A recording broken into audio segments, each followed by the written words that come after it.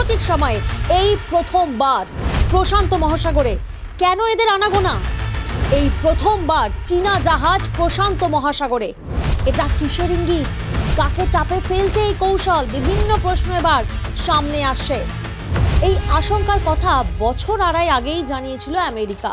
তা এবার সত্যি প্রমাণিত করে এবার প্রশান্ত মহাসাগরে জাপানের অর্থনৈতিক জলসীমা অর্থাৎ EEZ এক্সক্লুসিভ ইকোনমিক জোন দেখা গেল চীনা রণতরীর তৎপরতা। কেন, কি কারণে? বিভিন্ন প্রশ্ন সামনে আসছে, কারণ সাম্প্রতিক সময়ে এটা এই প্রথমবার।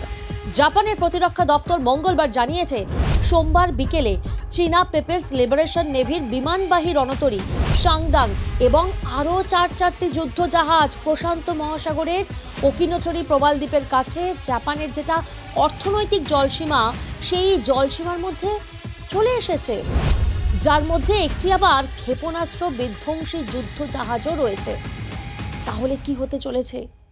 চীনা বিমানবাহী রণতরী থেকে যুদ্ধ বিমান এবং হেলিকপ্টারের ধারাবাহিক ওঠানামাও নজরে এসেছে জাপানের সেনার।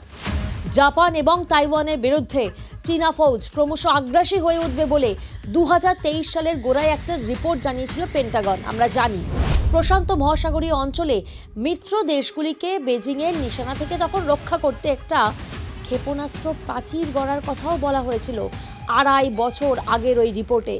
আর মাস কয়েক আগে চীনের আরও এক বিমানবাহী রণতরী লিয়াওনিং একইভাবে জাপানের EEZ-এ অনুপ্রবেশ করেছিল, কিন্তু সামান্য সময় কাটিয়ে সেটা ফিরে যায়। কিন্তু এবার 5 যুদ্ধ জাহাজের বহর নিয়ে পুরোদস্তুর মহড়া শুরু করেছে চীনা নৌসেনা।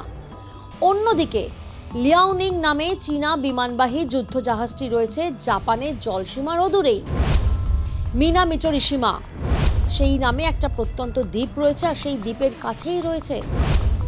জাপান প্রতিরক্ষা দফতরের মুখপাত্র হায়াশি, তাঁর অভিযোগ কি? তিনি অভিযোগ করছেন চীনের উপকূল থেকে বহু দূরে লাল ফৌজের একটি নৌমহড়া সমুদ্রপথে আগ্রাসী আচরণের ইঙ্গিতবাহী।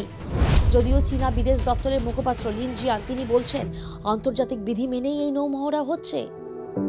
প্রসঙ্গত মনে রাখা দরকার, দক্ষিণ চীন সাগরে বেজিংয়ের আগ্রাসন রুখতে গত বছর আমরা জানি অস্ট্রেলিয়া, জাপান এবং ফিলিপিন্সকে নিয়ে নতুন সামরিক জোট স্কোয়াড গড়েছে আমেরিকা।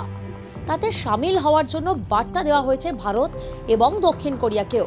আর এর আগে ভারত প্রশান্ত মহাসাগরীয় অঞ্চলে বেজিংয়ের আধিপত্য রুখতে আমেরিকার নেতৃত্বে 2007 সালে কোয়াড্রিল্যাটারাল সিকিউরিটি ডায়ালগ গঠন করা হয়েছিল। আর এই সামরিক জোটের সদস্য ভারত, অস্ট্রেলিয়া এবং জাপান। এই পরিস্থিতিতে টোকিওকে চাপে ফেলতে বেজিংয়ের এই অর্থনৈতিক জলসীমা লঙ্ঘনের কৌশল বলে মনে করা হচ্ছে।